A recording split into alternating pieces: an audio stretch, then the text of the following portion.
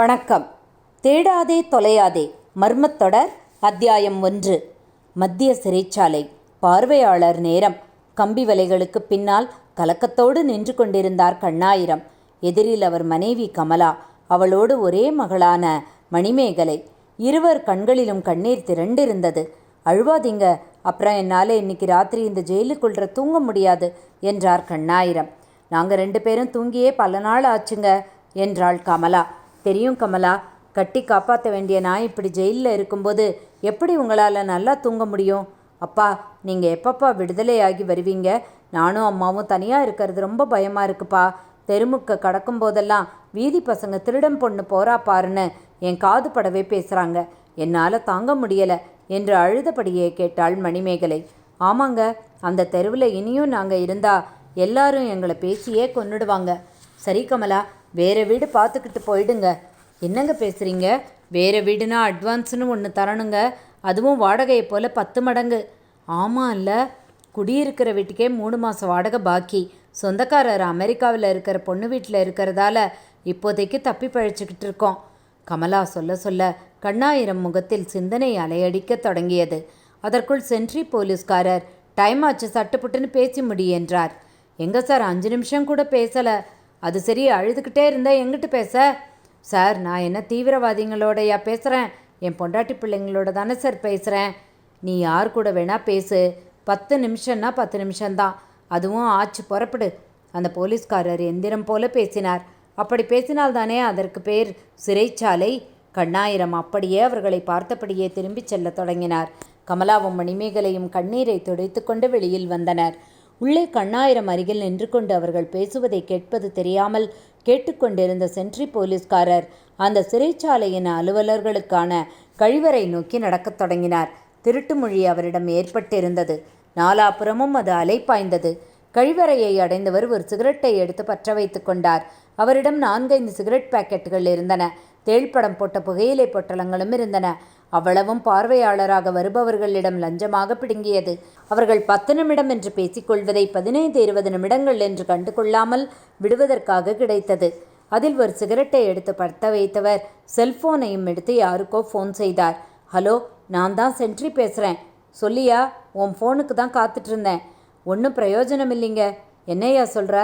ஆமாங்க, ஒரு வார்த்தை கூட அந்த கோவில் நகையை பற்றியே பேசலைங்க. ஒரே புலம்பல், அழுவாச்சி தான். நெசமாத்தான் சொல்கிறியா? அட என்னங்க நீங்கள், அவன் நகையை பற்றி சொல்லியிருந்தா எனக்கு தானே இங்கே காசு. விஷயத்தை கக்கிட்டாதான் எனக்கு வெட்ட வேண்டியதை வெட்டுங்கன்னு உங்ககிட்ட நான் இந்நேரம் பேரமில் பேசிகிட்டு இருப்பேன். சரி சரி, கவனிச்சுக்கிட்டே இரு. அவன் ஒரு அமுக்கு கள்ளன்யா. எங்களுக்கெல்லாம் பயந்துக்கிட்டே அவன் உள்ளே உட்காந்துட்ருக்கான். ஆமாம், அவனுக்கு எவ்வளோ வருஷம் தண்டனைன்னு? 3 வருஷம். ஆமாம், அவன் ஏதாச்சும் மேல்முறையீடு செஞ்சுருக்கானா? அவன் வக்கீல் யாரும் வந்து பார்த்தாங்களா? யாரும் வரலைங்க. எப்பவும் பொண்டாட்டி பொண்ணு தான் வந்து பார்த்துட்டு போகுதுங்க. ஆமாம், அந்த நகை எவ்வளவு விலை இருக்குங்க? அதை நீ எதுக்கியா கேட்குற? இல்லை, விடாமல் இந்த துரத்துறீங்களே, அதான் கேட்டேன். நான் அதோட மதிப்பை சொன்னால் நீ கேட்டு மயக்கம் போட்டு விழுந்தாலும் விழுந்துடுவேன். சொல்லுங்களேன், எனக்கு மயக்கம் வருதான்னு தான் பார்க்குறேன். வேண்டாம் விடு, உன் வேலையை மட்டும் ஒழுங்காக பாரு. ஜெயிலுக்குள்ளே அவனை கவனிச்சுக்கிட்டே இரு.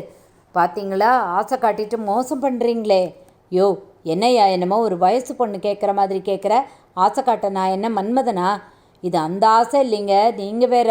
அந்த நகையோட மதிப்பை சொல்லுங்கள். உங்களுக்கு வேறு விதத்தில் கூட நான் அவங்ககிட்டேருந்து உண்மையை கண்டுபிடிச்சி சொல்லிடுவேன். அப்படிங்கிற? அப்படியே தான். இந்த ஜெயிலில் உண்மையை வரவழைக்க ஏகப்பட்ட வழிமுறைங்க இருக்குங்க. அதில் ஒன்று சொல்லேன். ஊசி மருந்துங்க. ஊசி மருந்தா? ஆமாங்க, நார்கோ டெஸ்ட்டுன்னு சொல்லுவாங்க. பல விசாரணை கைதிங்க கிட்டேயும் தீவிரவாதிங்க கிட்டேயும் அவங்க கூட்டம் பற்றி தெரிஞ்சுக்க அந்த ஊசியை தான் போடுவோம். நானும் கேள்விப்பட்டிருக்கேன். ஆனால் என்ன ஆனால்? விஷயத்தை நீ மட்டும் தெரிஞ்சுக்கிட்டா சரி, கூட தேவையில்லாமல் ஊசி போடுற டாக்டரு தோலாந்துருத்தின்னு எல்லாருக்கும் இல்லை தெரிய வரும். அந்த கவலையே உங்களுக்கு வேண்டாம்.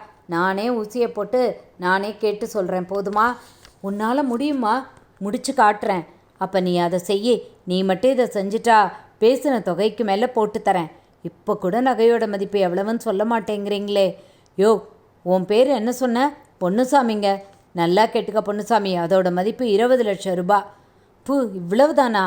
என்னையா 20 லட்சம் உனக்கு பூவா? நீங்கள் என்னங்க, இப்போல்லாம் அரசியல்வாதிகளே கோடியில் தான் லஞ்சமே வாங்குறாங்க. இங்கே உள்ள ஒருத்தர் 1 வருஷமாக வெளியே போக வழி இருந்து போகாமல் இருக்கார். அவர்கிட்ட 1000 கோடிக்கு மேலே இருக்கான். ஆனால் உள்ள கேன்டீனில் டீக்கு கடன் சொல்கிறாரு. அவர்கிட்ட காசே இல்லைன்னு எல்லாரும் நினைக்கணுமா? வேடிக்கையே அல்ல. நீ ரூட் மாறி போகிற. நான் சொல்கிறத சொல்லிட்டேன், பார்த்து நடந்துக்க. பேசுனது போதும், ஃபோனை கட் பண்ணு. மறுபக்கம் ஃபோன் கட்டானது. பொன்னுச்சாமி என்கிற அந்த சென்ட்ரி போலீஸ்காரர் முகத்தில் சந்தேக ரேகை ஓடத் தொடங்கியது. இந்த ஆள் நம்ம வாயை அடைக்க 20 லட்சம்னு போய் சொல்கிறான். நிச்சயம் 20 கோடியாக தான் இருக்கணும் என்று மனதுக்குள்ளேயும் கூறிக்கொண்டே மூத்திர நாத்தத்திலிருந்து விடுபெற்று செல்லத் தொடங்கினார். அடுத்த போலீஸ்காரர் வந்த அழுக்கு நோட்டுகளை எண்ணிக்கொண்டிருந்தார். என்ன ஏகாம்பரம், இன்னைக்கு நாள் வரும்படி தான் போல. பொத்திக்கிட்டு போயா, என்னமோ ஆயிரக்கணக்கில் கொட்டிட்ட மாதிரி கேட்குற. 300 கூட தேரலை என்றார் அவர். திருடன் மொள்ள மாதிரி கொலகாரம் முடிச்ச வைக்கின்னு இவன்களோட கிடந்து நாமளும் இவங்களை போலவே ஆயிட்டோம்யா என்ற பொன்னுசாமியின் கருத்தில் மட்டும் கொஞ்சம் யதார்த்தம் இருந்தது. தேடாதே தொலையாதே அத்தியாயம் 2 கேட்க தொடர்ந்து இணைப்பில் இருங்கள். மீண்டும் சந்திக்கும் வரை நன்றி, வணக்கம்.